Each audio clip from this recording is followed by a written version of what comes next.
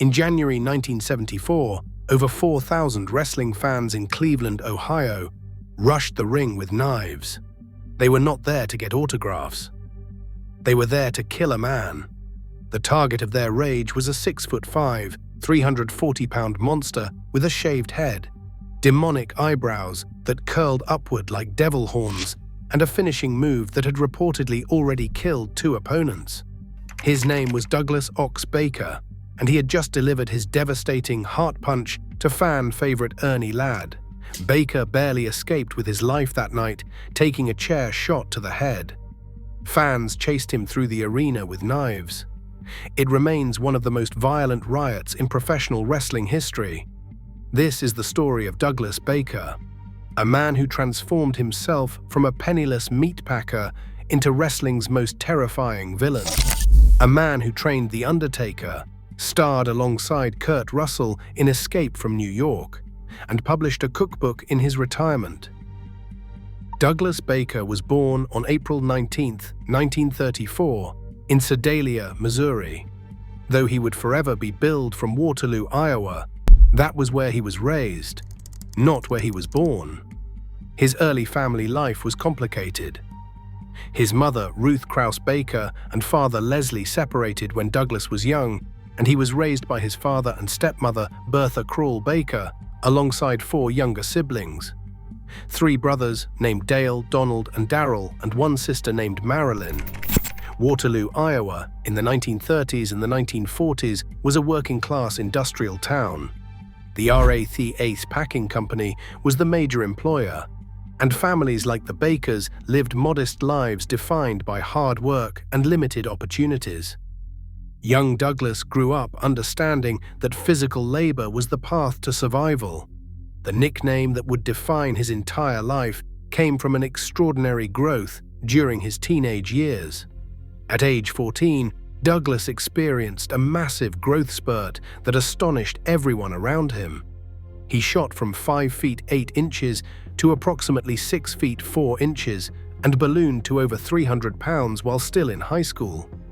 His classmates and teachers had never seen anything quite like it. His teachers could not call him dummy or ignorant, Baker later recalled with his characteristic dark humor. So they called him Ox. The name stuck. It would follow him for the rest of his life, eventually becoming more famous than his birth name. Baker channeled his enormous size into athletics, competing in amateur wrestling, boxing, and 4 years of high school football in Waterloo. His physical gifts made him a natural competitor, and he excelled in contact sports where his size advantage was overwhelming. However, his academic career ended when he either quit or was expelled from high school. The exact circumstances remain unclear, but education was never going to be Baker's path forward. Following this, Baker enlisted in the United States Army, serving 2 years and continuing to play football during his military service. The Army gave him structure and discipline, and he remained in excellent physical condition throughout his time in uniform. After his discharge, Baker returned to Iowa and took a physically demanding job at the Rath Packing Company in Waterloo, the same company that employed so many men in his community. The pay was 90 cents per hour. It was honest work, but it was grueling, and Baker knew he wanted something more from life. He married Darlene Doyle in 1959 and started a family young, creating financial pressure that would eventually push him toward professional wrestling. Around 1963, professional wrestling shows began running in his area. Baker started attending the events as a fan, fascinated by the spectacle and the athleticism on display. He soon found work setting up the ring for $11 to $14 per day while selling programs on the side. It was during this time that he noticed something important. He was larger than many of the wrestlers. He had actually beaten some of them in high school amateur competition years earlier. When his second cousin, Jerry Miller, a working professional wrestler earning $220 per week, came to visit, the contrast was impossible to ignore. Miller was making 10 times what Baker earned at the packing plant, and he was doing it by wrestling. Baker made his decision. He would become a professional wrestler. It was a gamble that would change his life forever. Baker sought training from 3 legitimate wrestling veterans. Buddy Killer Austin provided fundamental instruction. Pat O'Connor, a former NNWA World Heavyweight Champion, taught him the finer points of the craft. And Bob Geigel, a wrestler who would later become a prominent Kansas City promoter, completed his education.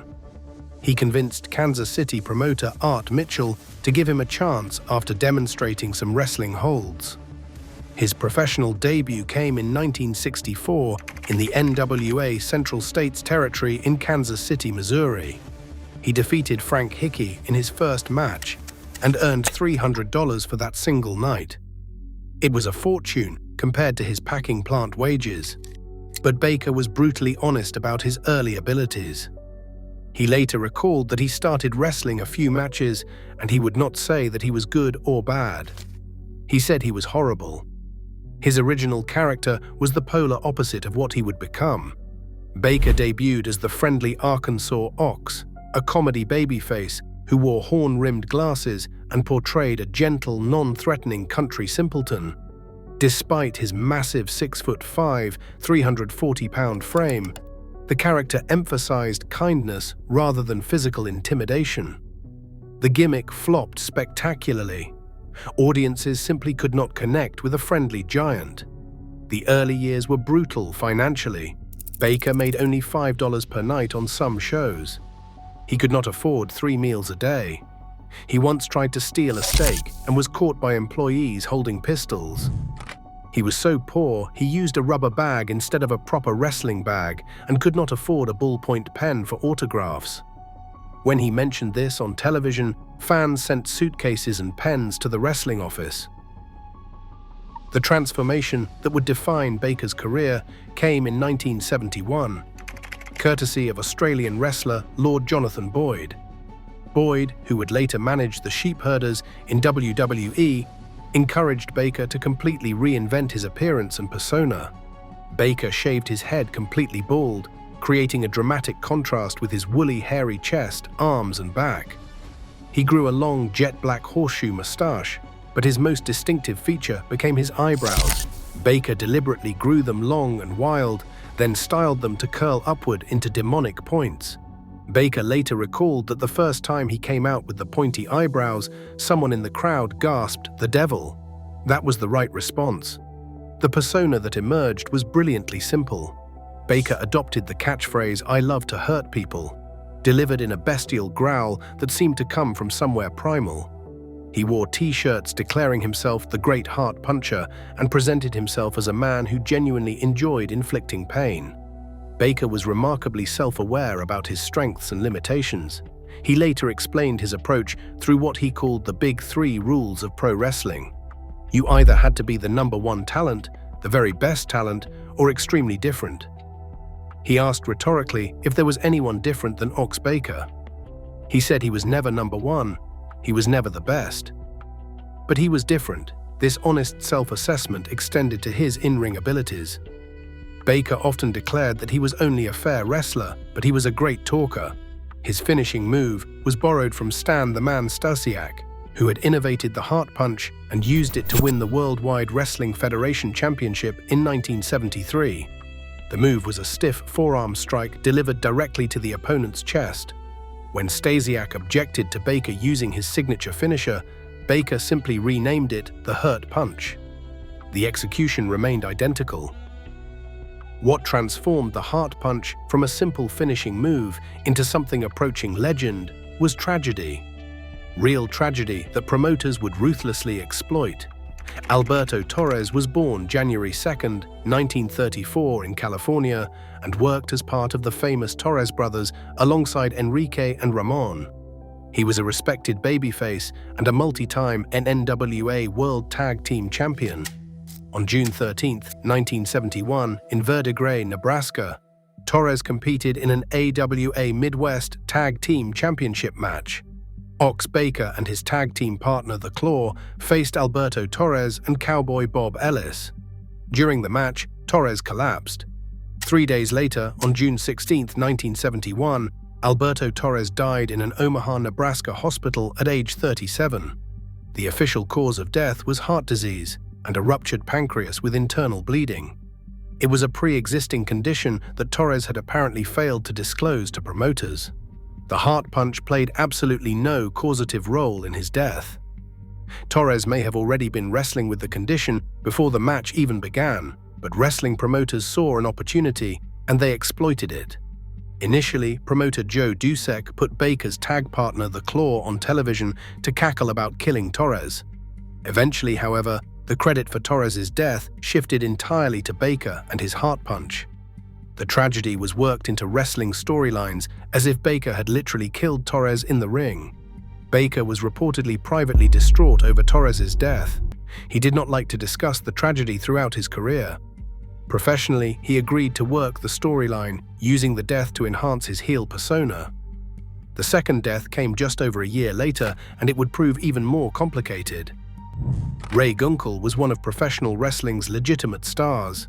He was born February 16, 1924 in Chicago. He had been a Purdue University All-American wrestler who went undefeated in his junior and senior years.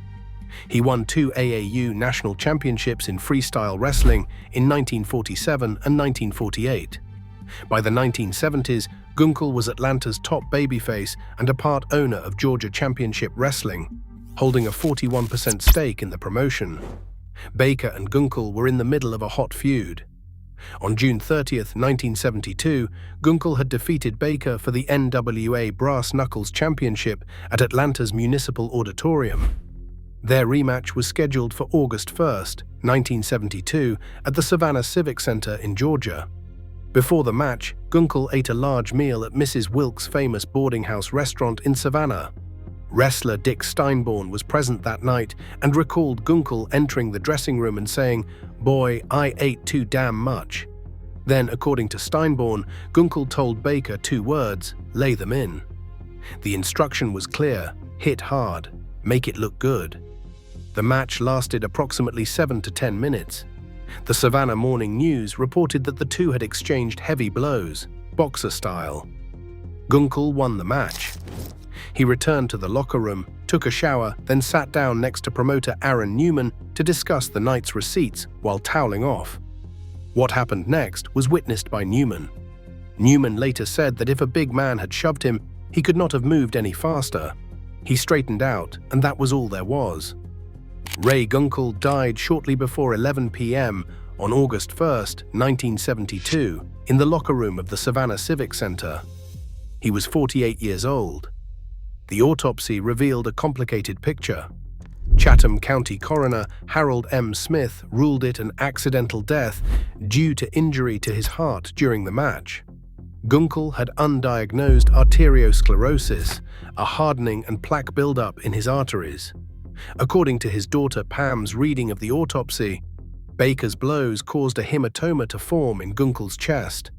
The hematoma swelled, broke off, became a blood clot, traveled to his heart and killed him. Pam Gunkel emphasized an important point from the coroner's assessment.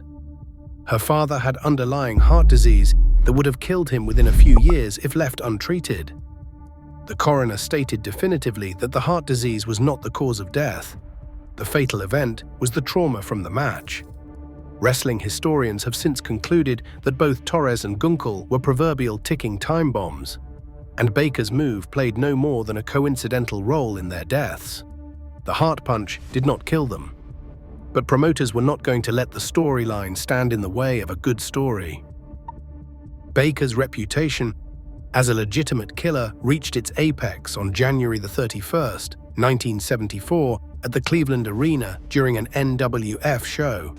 The main event saw Johnny Powers face Ernie Big Cat Ladd in a Texas Uncle match, which could only be won by submission holds.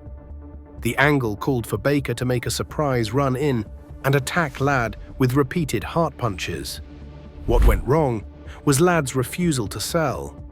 Baker explained in a 2004 interview what happened. "I was supposed to run in, hit him several times, and get out of there. What made me mad was he would not go down. Since he would not go down, I continued hitting him."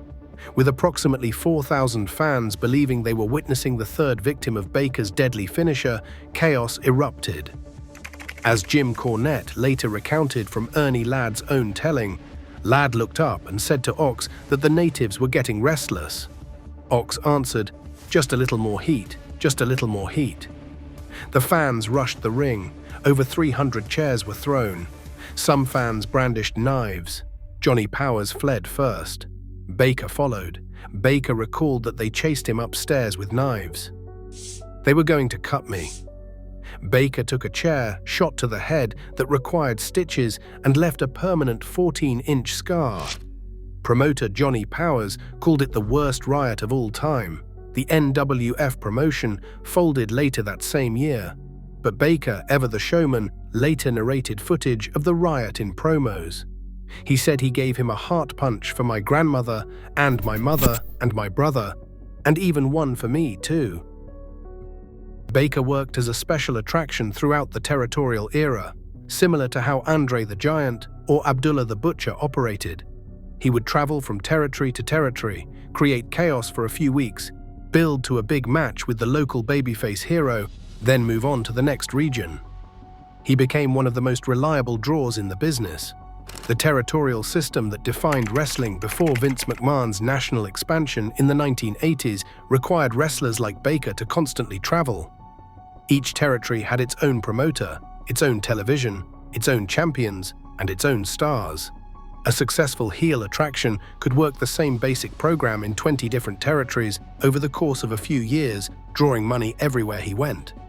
In Detroit's big-time wrestling, Baker challenged owner and wrestler The Sheik, one of wrestling's most legendary villains.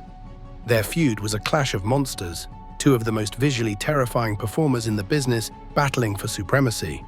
In September 1977, Baker defeated The Sheik for the NWA United States Heavyweight Championship, heart-punching his way through the territory's top star. It was a significant victory that established Baker as a main event attraction in one of wrestling's most important markets. In world-class championship wrestling in Texas, Baker captured the NWA American Heavyweight Championship twice. He first defeated Captain USA, who would later become known as Big John Studd, on September 30th, 1977. Then he defeated the legendary Bruiser Brody on January 2nd, 1980. He also won the NWA Texas Heavyweight Championship by defeating Jimmy Snuka, proving he could work main event programs against a variety of opponents. On October 21st, 1977, Baker received an NWA World Heavyweight Championship match against Harley Race at Sam Houston Coliseum in Houston. World title matches were reserved for proven main event attractions who could draw paying crowds. The match drew a capacity audience, validating Baker's status as a legitimate headliner. In championship wrestling from Florida, Baker formed an unlikely tag team with superstar Billy Graham, the charismatic muscle man who would later hold the Worldwide Wrestling Federation Championship. Together, they captured the NWA Florida Tag Team Championship on April 2nd, 1977, holding the titles for 56 days before losing to the legendary Briscoe brothers, Jack and Jerry. Southeastern Championship Wrestling produced a historically significant moment that connected Baker to wrestling's future. During an angle from 1978 to 1979 involving Baker, Harley Race, Ron Fuller, and a young wrestler named Terry Boulder, Baker helped facilitate Boulder's first face turn, first world title shot, and first title win. In March 1979, Terry Boulder defeated Baker for the NWA Southeastern Heavyweight Championship in Alabama. Terry Boulder would later become famous as Hulk Hogan, the man who changed professional wrestling forever. Years before Hulkamania ran wild, Hogan was cutting his teeth against Ox Baker in Alabama, learning how to work as a babyface by overcoming the monstrous heel. It was a small piece of wrestling history that connected Baker to the business's future. Baker also held championships in Stampede Wrestling in Calgary and in World Wrestling Council in Puerto Rico, where he defeated Carlos Colon for the Universal Heavyweight Championship. He held titles in WWA Indianapolis, where he defeated Cowboy Bob Ellis for the World Heavyweight Championship on August 19, 1974, and in NWA Australia, where he held the Australasian Tag Team Championship 3 times, with partners including King Kamaka and Butcher Brannigan. His AWA Midwest Tag Team Championship came 3 times with different partners, including Rock Rogowski, The Claw, and The Great Kusatsu. He worked for the Worldwide Wrestling Federation briefly in 1967 and again in 1980. He also worked for Georgia Championship Wrestling, Mid-Atlantic Championship Wrestling, the Continental Wrestling Association in Memphis, and Angelo Poffo's International Championship Wrestling, where he feuded with a young Randy Savage. In total, Baker held versions of heavyweight championships in 9 different wrestling promotions, while working on top for close to 2 decades. His list of opponents reads like a WHO's Who of wrestling history. Dusty Rhodes, Bruiser Brody, Abdullah the Butcher, The Sheik, Andre the Giant, Bruno Sammartino, Bob Backlund, Terry Funk, Dick Murdoch, Lou Thez, and Ivan Koloff. Baker's terrifying appearance inevitably attracted Hollywood attention. Professional wrestlers had appeared in films before, but Baker's demonic eyebrows, shaved head, and massive hairy frame made him a natural fit for villainous roles. His most famous part came in John Carpenter's cult classic Escape from New York in 1981, where he played Slag, the savage gladiatorial fighter who battles Kurt Russell's Snake Plissken in a brutal deathmatch. The film, set in a dystopian future where Manhattan has become a maximum security prison, needed a truly intimidating presence for its gladiatorial combat sequence. Slag was the champion of the prisoners' fighting arena, and he needed to look like he could genuinely kill the hero. Baker was perfect for the role. Filming took place from August to November 1980, with the gladiatorial scene shot in the Grand Hall at St. Louis Union Station. At that time, the station was abandoned and dilapidated before renovation, providing the perfect post-apocalyptic atmosphere. The decrepit setting matched the film's vision of a collapsed America. Working with Baker proved challenging for Kurt Russell and the stunt team. Baker was a real professional wrestler who had spent decades learning how to make his moves look devastating, and he had difficulty pulling his punches for the camera. Russell later said that all he did was swing a spiked bat at Baker and get swung at in return. He said Baker threw a trash can in his face about 5 times, and he could have wound up in pretty bad shape. Stuntman Dick Warlock, who also played Michael Myers in Halloween 2, came away with a face black and blue from rehearsals with Baker. Before Russell's scene, Warlock simply told him good luck. Director John Carpenter noted on the DVD commentary that Baker took certain parts too seriously and was a true tough guy. One account suggests that Russell finally had enough of Baker laying in his shots. Russell reportedly walked over to Baker between takes and gently tapped him in a very sensitive area to let him know he was serious about taking it easy. Baker got the hint and pulled back his intensity for the rest of the shoot. For the death scene where Snake drives a nail-encrusted bat into Slag's skull, a block of wood was strapped to Baker's head, and Russell had to swing directly at it. Russell actually connected with the blow. It hurt Baker, but of course it did not kill the tough old wrestler. The scene remains one of the film's most memorable moments. Baker reportedly received only $2,000 for the role. He later regretted not negotiating for residuals, noting he would have been a multi-millionaire if he had asked for just $10 per viewing, given how often the cult classic has been broadcast over the decades. Baker's other film credits include The Big Brawl in 1980 with Jackie Chan, one of Chan's first American films. He appeared in the wrestling documentary I Like to Hurt People in 1979, which was named after his famous catchphrase.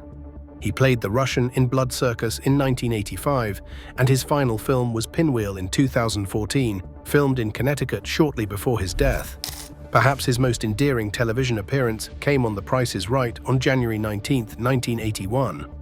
Host Bob Barker saw the 6'5", 340-pound monster with his demonic eyebrows approach contestants' row and said he sure hoped Douglas was in a good mood that day. The audience laughed nervously. Baker won a furniture set and a wall clock, proving that even wrestling's scariest villain could be a successful game show contestant. The contrast between Ox Baker the character and Douglas Baker the man was stark.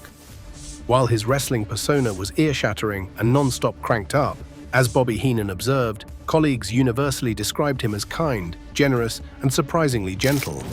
Baker married twice. His first wife, Darlene Doyle Baker, died in 1989. He remarried Peggy Ann Kawa on February 14, 1992. Peggy was a professional clown who served as his personal manager, and she faithfully attended wrestling events with him. She died unexpectedly at their home on April 24, 2010, at age 58. They had lived on a small farm property in Danielson, Connecticut, for their final years together. Cooking was Baker's great passion outside the ring.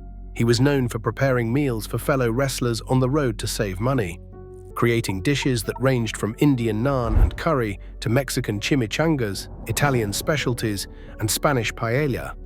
In 2011, Baker self-published Ox Baker's Cookbook, a tribute to the fallen warriors, featuring 50 recipes, including his signature garlic heavy meatloaf, paired with stories about deceased wrestlers he admired, including Owen Hart, Bobo Brazil, Adrian Adonis, and Dick the Bruiser.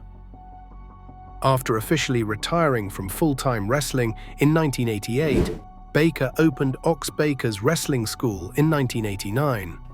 His most famous student was Mark Calloway, better known as The Undertaker, who actually used the heart punch early in his WCW career as Mean Mark Callis. Other students included Brian Clark, who would wrestle as Adam Bomb and Wrath in WWE and WCW.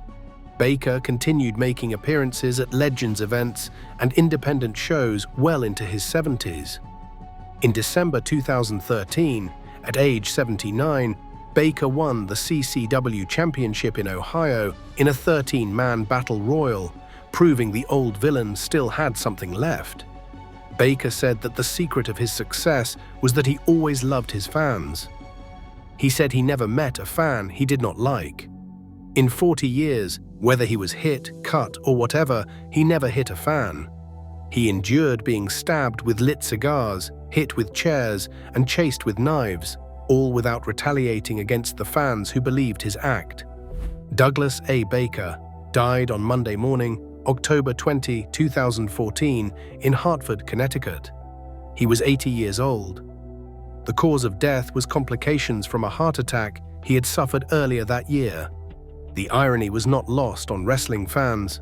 The man famous for his lethal heart punch had died from heart complications.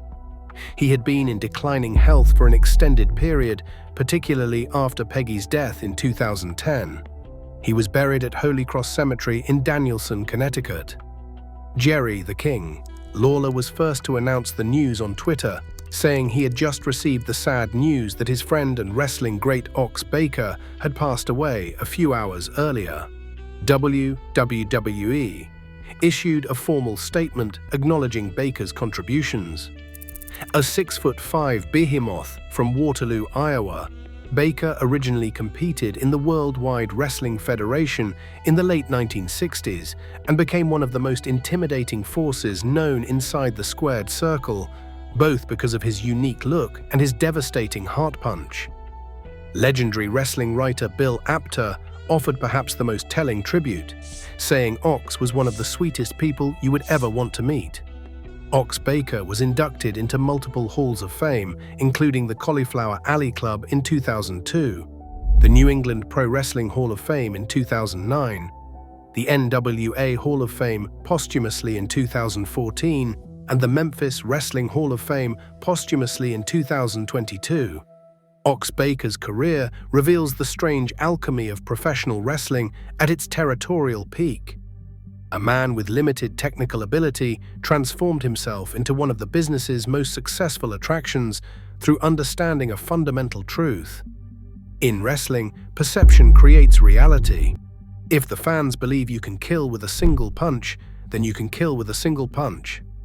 His deliberately crafted appearance, his willingness to exploit genuine tragedies for heat, and his gift for promotional speaking all made him a main event attraction for 2 decades, despite his own admission of being only a fair wrestler.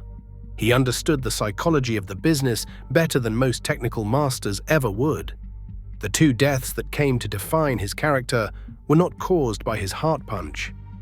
Both Alberto Torres and Ray Gunkel had pre-existing conditions that made them ticking time bombs. Yet the willingness of promoters and of Baker himself to weaponize those tragedies for commercial gain raises uncomfortable questions about the ethics of the territorial era. How far is too far when selling a character? Where does showmanship end and exploitation begin? Baker reportedly suffered privately over both deaths, while publicly claiming credit for them. It was a psychological toll that wrestling historians rarely discuss. He carried the weight of those deaths for the rest of his life, even as he used them to draw money and build his legend. What emerges from the complete picture is a man of contradictions, a terrifying villain who cooked ethnic cuisines for friends on the road, a monster who could not afford a ballpoint pen in his early career, a wrestler who trained one of WWE's greatest performers while never achieving mainstream national fame himself, a killer who never actually killed anyone. In an industry built on selling illusions, Ox Baker sold one so effectively that fans tried to murder him with knives. That he did so while being, by all accounts, one of the kindest men in wrestling makes his achievement all the more remarkable. The gap between Douglas Baker, the man, and Ox Baker, the character, was vast, and he navigated it with skill for over 25 years. Douglas Baker was, in the end, exactly what professional wrestling required him to be. No more, no less. What is your favorite Ox Baker moment? Let us know in the comments. Like and subscribe for 100 years of luck. Until next time.